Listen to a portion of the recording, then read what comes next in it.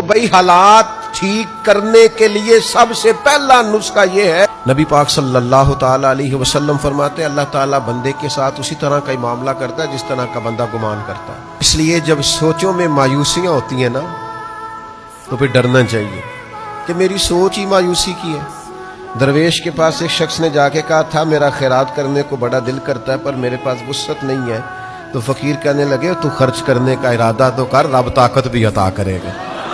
اللہ کے ساتھ آپ جس طرح کا گمان کرتے ہیں، کچھ لوگ ایسے ہیں زندگی مسکین بھر کے گزارنا چاہتے ہیں، ہر وقت دکھ ہی دکھ، پریشانی پریشانی، حالات بڑے خراب ہیں۔ بس جی کیا بتاؤں جی، میں قدم آگے کرتا ہوں میرا قدم پیچھے جاتا ہے، محنت بڑی کرتا ہوں پھر بھی حالات ٹھیک نہیں ہوتے۔